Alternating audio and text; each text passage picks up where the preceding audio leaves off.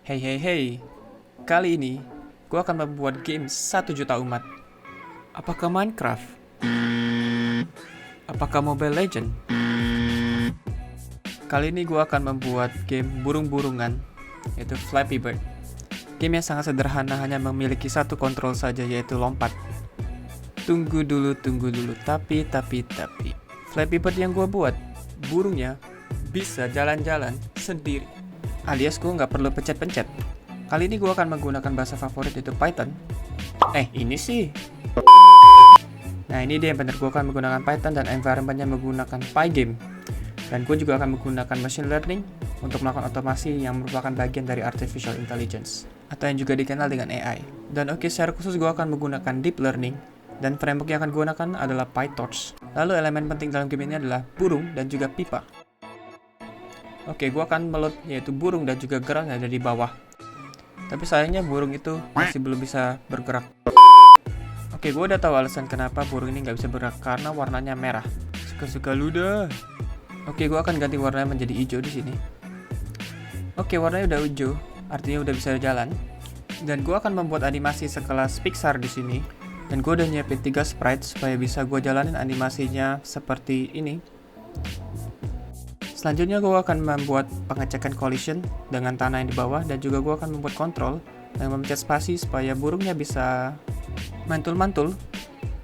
Dan kali ini gue akan mengambil pekerjaan tukang ledeng, yaitu memasang pipa-pipa. Pipanya sudah terpasang, tapi gue belum ngecek collision kepada pipa-pipa yang sudah terpasang. Jangan khawatir, caranya cukup gampang, tinggal copy-paste kode yang udah gue temukan dari Google. Nah, sekarang semuanya sudah berjalan dengan baik. Ibarat seperti mesin waktu, kena pipa maupun kena tanah, sama-sama ngulang lagi dari awal. Tapi masih ada satu yang kurang, yang paling berharga. Apa itu?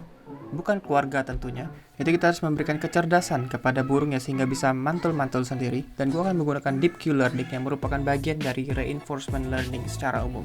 Ya, ini adalah ilmu yang banyak dipakai untuk membuat kecerdasan dalam robot dan juga AI yang ada di games. Well, Reinforcement Learning ini sudah bisa menyelesaikan semua game yang ada di Atari. Disebut juga game dingdong. Dan di sini gue pakai Reinforcement Learning dan gue akan jelasin sedikit. Tuh, kok gambarnya kayak gini ya? Ribet banget. Kayaknya gue akan skip aja deh. Tapi bohong. Ini gue akan jelasin sedikit ya. Inputnya itu merupakan gambar yang ada di game sebagai state, dan agennya itu adalah Flappy Bird. Hanya ada 2 action yang kita butuhkan di sini. Yang pertama itu adalah diem, yang kedua adalah mantul. Dan tidak lupa yang paling penting adalah environment yang kita buat menggunakan Pygame, di mana action yang kita ambil itu akan menciptakan namanya reward. Nah, selanjutnya ada yang namanya fase training. Nah, ibarat kata gue akan kasih perumpamaan di sini. Ada seorang guru.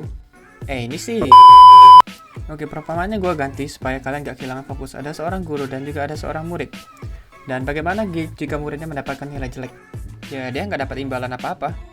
Sedangkan kalau dapat nilai bagus, dia akan mendapatkan misalnya mobil Tesla. Sebenarnya ini gue yang pengen sih. Ganti. Kayaknya nggak realistis seorang anak kecil dapatnya Tesla.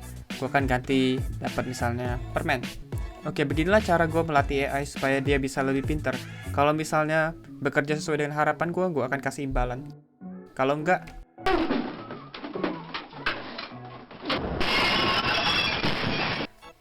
back to topic. Gue akan training menggunakan neural network, dan inputnya itu merupakan gambar yang diambil dari games, dan outputnya itu adalah pencet gak ya, antara gue mau diem aja atau mantul-mantul.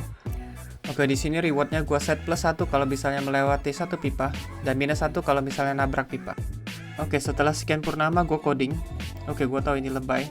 Gue pun berhasil mulai untuk melatih burung gue supaya bisa melewati pipa-pipa, dan training yang baik ditandai dengan nilai loss yang semakin lama semakin turun. 2000 years later. Ternyata training menggunakan laptop memakan waktu yang sangat lama, karena laptop gue cuma bisa menggunakan CPU. Dan gue baca-baca, ternyata CPU tidak direkomendasikan untuk training dalam skala besar. Makanya, kita menggunakan yang namanya GPU, Graphical Processing Unit, yang biasa dipakai untuk gaming. Tapi tenang aja, kalau kalian gak ada GPU, ada yang namanya Google Colab yang bisa menyediakan GPU gratis buat kalian. Dan kalau lo mau akses, itu caranya gampang banget. Cukup kalian mempunyai akun Google dan kalian bisa pergi ke www.colab.research.google.com. Tenang aja, ternyata cukup colab.research.google.com. Nanti kalian akan diberikan Jupyter Notebook seperti ini. Default yang dikasih dari Google Colab itu merupakan CPU, jadi kalian harus menggantinya menggunakan GPU.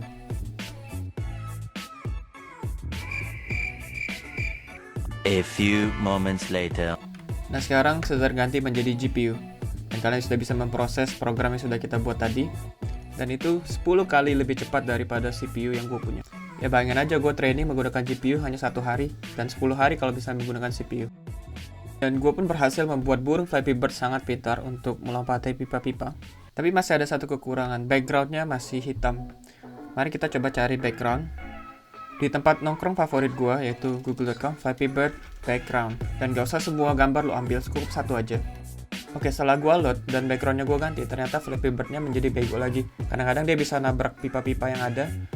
Dan model yang gue trading udah gak berfungsi dengan baik lagi. Gue nabrak pipa, kenapa bisa ganti game kayak gini? Oke, nama masalah yang kita hadapi kali ini adalah domain shift, dimana kita harus training ulang model yang kita punya. Mungkin kalian notice bahwa backgroundnya sebenarnya agak lebih gelap, dan background aslinya itu sebenarnya lebih terang seperti ini. Tapi failnya lebih parah. Nih kalian lihat, gagal total, selalu naik ke atas. Oke, gue orangnya nggak pantang menyerah, jadi gue akan train ulang dengan background yang baru, menggunakan teknik yang sama. Dan masih sama, gue akan menggunakan GPU dan juga Google Colab. 2,000 years later. Oke, setelah lama menunggu, gue pun akhirnya berhasil mentrain ulang model gue dan membuat burungnya pintar kembali. Loh kok? Katanya udah pinter. Oke, setelah gue perbaiki parameternya, akhirnya burungnya bisa kembali beraktivitas seperti normal. Kembali bisa melewati pipa-pipa tanpa ada masalah. Tak perlu gue mainin, Flappy Bird-nya bisa mencapai skor tertinggi. Ini kalau gue lanjutin terus juga sampai pemilihan presiden berikutnya juga masih belum selesai nih pasti. Oke, sekian aja untuk video kali ini. Terima kasih udah menonton dan sampai jumpa di video-video berikutnya. Dan jangan lupa like dan subscribe kalau lu mau aja ya. Gak ada paksaan kok. Kalau lu nggak mau ya gak apa-apa juga sih.